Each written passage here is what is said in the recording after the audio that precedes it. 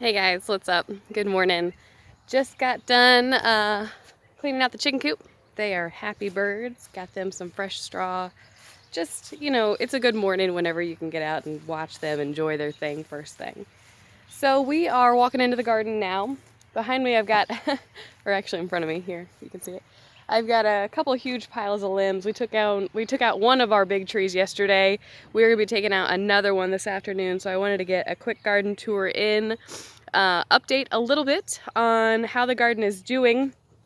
Definitely a couple setbacks already, but then a couple really, I think, gonna be some good successes. So let's get started here. First setback, and let's just start with what's going on here. This is my beans right here, and good night. I just cannot figure out why my beans aren't coming up. I have sown this particular box twice. I'm using really good seed, so I'm wondering if there's either something in the soil, somebody in the soil, a little critter or bug or squirrel that keeps coming along and eating my seeds, because you can see the germination here is super spotty. I've only got like, I don't know, 8 plants probably between the two boxes, which is not great considering beans are like some of the easiest things to grow. But I threw some chives in there to see if maybe that would deter somebody. Oh, here's a little bean sprout coming up. That's encouraging. There's another one right over there. So that's encouraging, but it's still like this whole box really should be full of bean sprouts, and it's not. But, I'll sow again. No big deal. Tomatoes here. This is a patio variety of tomato. They're going to be really small, determined at about 18 inches around. Looking good so far. This one I think is definitely stunted. It got hit harder with a freeze because I had a cloth on top of it. So that's not unusual for freeze to stunt your plant. Broccoli is coming on strong. All of the heads, you see we harvested that one. All the heads are getting, they're about 3 inches across now. I'd like to see them quite a bit fuller before we pick, but looking good nonetheless. And actually this year, so we do have some pest damage, as you can see, like right here. I've got some pest damage. I've been watching for cabbage loopers and caterpillars and all that. I'm actually not seeing many. So we did a beneficial bug release, and I'm thinking that possibly the beneficials are kind of getting there before I find them. So that's good. We got a train coming by. I do have some spinach here that is bolting and some spinach here that is not bolting. The center stalk on this one, as you can see, has not gotten very large, but this one is growing straight up. So what'll happen here is a big flower head will come off the top of that, and people say it gets bitter. I think it just gets really tough, and the leaves aren't as appealing. It's not really a bitter flavor, it's just not really something that you want to eat. So I will pull those and give those to my chickens in a little bit. I'd like to see them get a little bit larger, but those will go straight to the birds. More broccoli over here. Florets definitely forming. My nasturtium's looking pretty. It got blown down in a storm. We had some pretty heavy wind, but the carrots here are looking really nice. They're a full sun for sure, and they actually do get a little competitive for that full sun. You can see down in there, we've got some that are just shooting up huge stems. It's not really that those carrot roots are ready, it's that carrot is fighting for light. So, obviously it's in full sun here all day, but they will still compete with each other a little bit for that light. Yesterday I did my first pea harvest. You can see these are shelling peas here. We've been taking sugar snaps, but they never really make it into the house because my boys love peas. Fortunately, they really do like vegetables quite a bit. But these sugar snaps, these shelling peas will be ready in another couple days. They're not quite there. You can see how they're getting a little bulbous. I want them to be fully bulbed out before I pull them, just to get as much pea off of each plant as I can. This is only one little bit. I actually have a whole run of peas over there. So garlic is starting to yellow here at the bottom, but I don't have any scapes yet. This is hardneck garlic. I have a gardening friend. She did softneck garlic. She's already pulled a bunch of scapes and, starting to use that. but soft neck does not handle the cold as well as hard neck. It does store for a little bit longer, but for us, we don't have a whole lot of garlic, at least not yet. I'm gonna definitely save bulb and stuff like that, but we just don't have a whole lot yet, so I'm not worried about the long-term viability of it just yet. That'll be something I think about probably next year. Sugar snaps, there are a couple here that the boys haven't found yet, I guess. And the loofah plant is doing really well. It's climbing a little bit every day, and you can see here we are getting some blooms on it, some flowers. It is a very high heat plant, so it'll be a while yet before we see just a whole lot of production out of that, because it thrives when temperatures are like mid to high 80s into the 90s. Pretty much when everything else is kind of suffering from the heat, it'll be just flourishing along with the okra. You know, it's not, I haven't even really put it in the ground yet because it's just not ready for it. It's not warm enough. Got some very baby cucumbers over here. I have reseeded some of these areas, but then I've got some larger cucumbers that I started inside. I have a little bit of an experiment going on, you know, with starting cucumbers inside versus starting them direct from seed.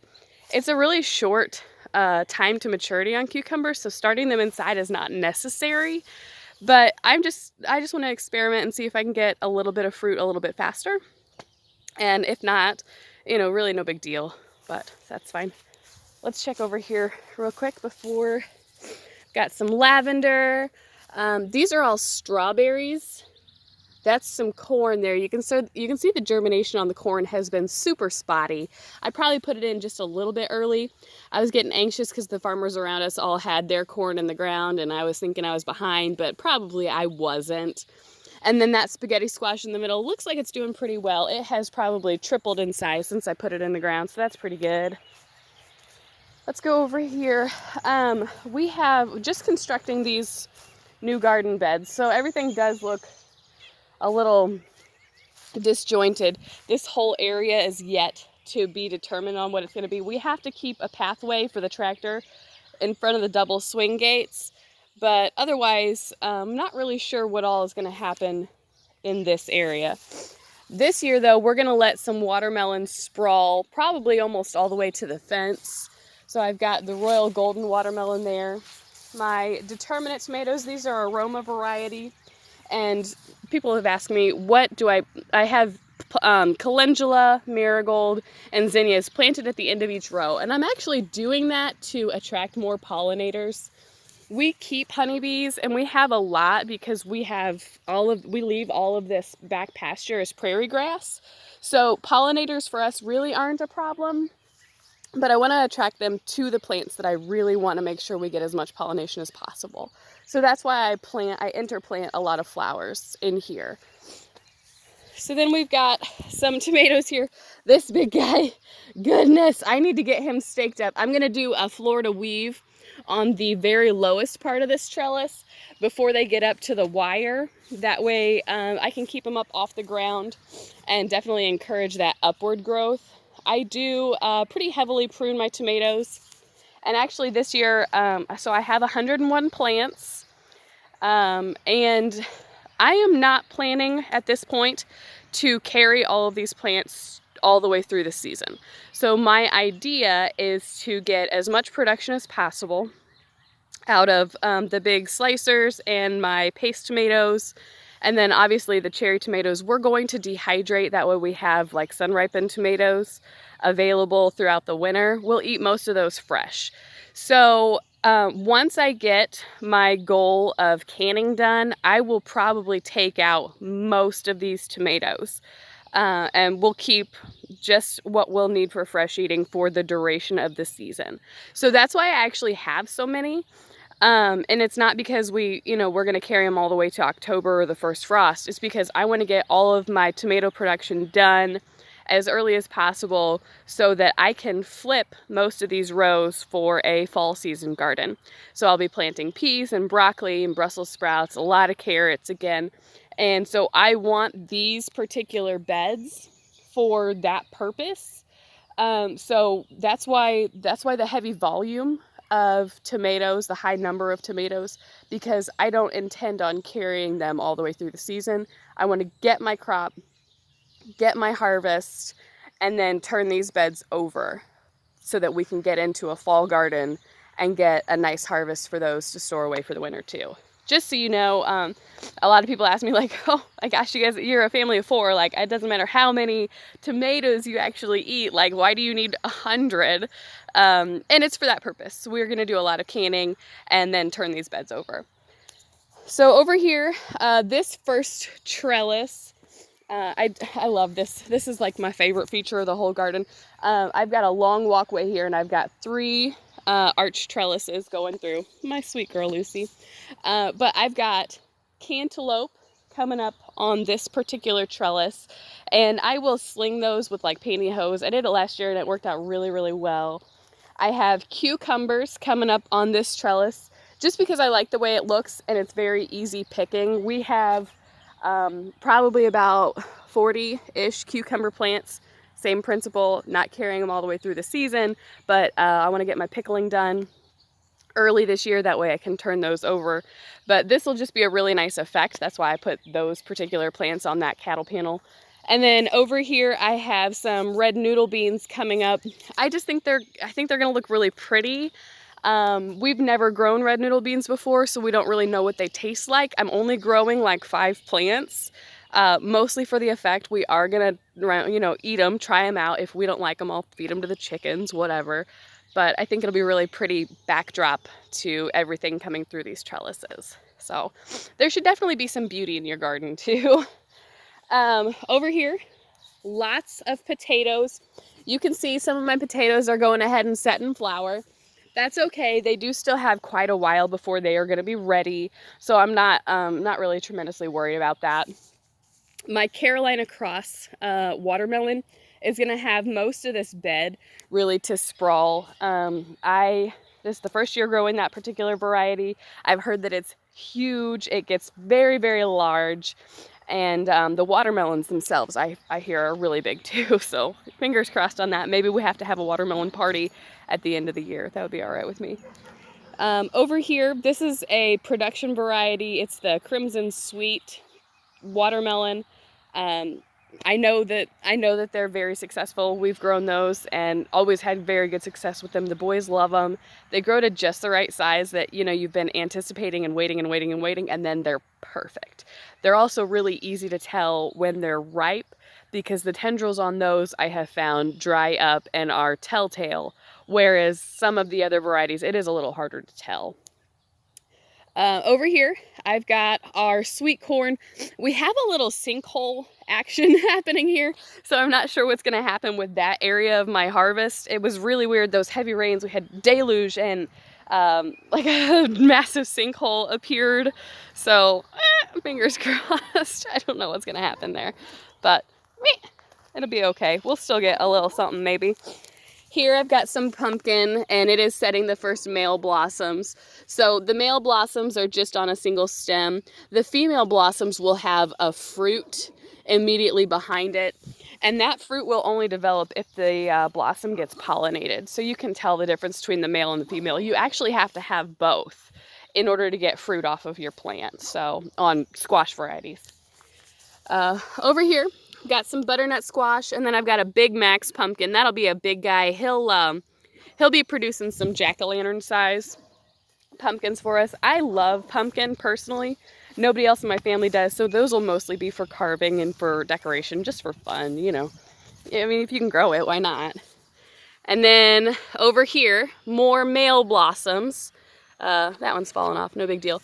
But I don't see any fruit set yet, so that's okay. That's not unusual early in your season to have male blossoms coming up first.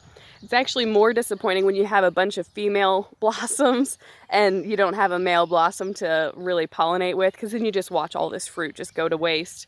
It's sad to watch, but it's a part of it. It happens every year. More tomatoes here. Again, these guys are getting huge. I mean, for being the last day or end of May, they're already touching and growing into the panels. So like this one, I wouldn't even really need to stake. I could just take it straight onto the panel and they would be doing fine. a bunch of different varieties this year. I think I've got like 15 different varieties of tomatoes. So as they start setting fruit, I'll tell you more about those. This section of the garden we actually just planted in the last week or so. So I've got some zucchini seeds coming in here. My cat also happens to think that this is a litter box, so I'm not sure if they're going to germinate. They might be torched out already, but blue popping corn. Here again, I'm a little worried about the spotty germination because you do have to have your corn planted really close together to get that air pollination going on. Got some potatoes here, lots of potatoes. Now these will be an early season variety, so these will actually be done a little bit after those variety over there, those longer season varieties. So we can stagger our potato harvest just a little bit, have some fresh eating, and then have some good storage varieties for winter too. And then here I've got some Sugar Baby watermelons. Now Sugar Baby is a bush variety watermelon, so that's why I've given it such little space. But I'm also expecting this one to sprawl a little bit too. There's 3 plants in this area. One of them might not make it, but this whole area plus will likely be covered with the vine of the Sugar Babies. So that brings us over here to peppers. A couple different varieties of peppers. Not very many of each though, because we're just really not a huge pepper family, but I do want to have a good variety for fresh eating. I personally like sweet peppers. One of my little guys likes sweet peppers. And then for like jalapeno poppers and for chili, those types of things, I do have a couple varieties of some warmer peppers, not hot peppers. So we've got pimento, this is a good seasoning pepper, sweet banana peppers, those will be fresh eating. Habanada, so last year we grew habanero and I had so many habanero. I still have some in the freezer, and this year the idea behind growing the habanada was that we would create salsa and hot sauce, but we're gonna cut it in half. So the habanada has the same flavor as a habanero, but it doesn't have any heat. So we're going to thin that heat on a habanero and use the habanadas to do that. They also have that really good, like, kind of tangy flavor to them. So we'll see how that goes. Obviously, when it gets to canning time, I'll tell you if it worked or not. Otherwise, we're just gonna give it away as gifts because we just really don't eat super hot food. So jalapenos, Coro de Toros are like a medium heat. Salsa pepper, we grew so many salsa peppers last year. Here again, another variety that I have some still in the freezer. They're great substitute for jalapenos, but they are a roulette kind of pepper. Some of them are nice and mild, usually earlier in the season when it's a little bit cooler, nice and mild. But then the ones toward the end of the season, if you're growing them in the heat or if they get any amount of drought, they get a lot hotter, like a lot hotter. So be careful, you never know what you're gonna get with those guys. More tomatoes here. And I think ultimately in the end, the tomatoes that I will keep, the production varieties are mostly there in front. And then these are probably the plants that we will keep for the majority of the season out here because they're going to be more of the fresh eating varieties. So that'll be helpful to have them actually physically separated. And then here I have a gardening friend that gave me her extra starts. These little guys are so tiny that most people would have given up on them. I'm just gonna throw them in the ground and see what happens. I have a little extra garden space and there's nothing wrong with giving them a chance. Even if I only get a couple fruits off of them, I will be able to save seed for next year.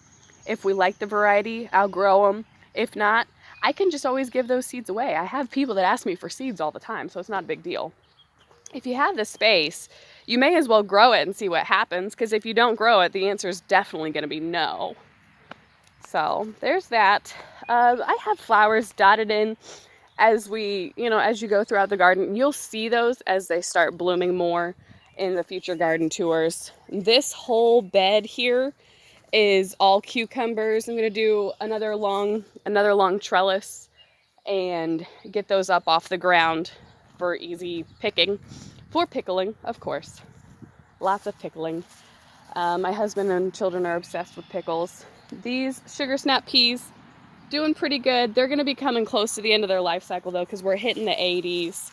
This lettuce, here's another big stalk that's growing upward, not outward, so it is bolting.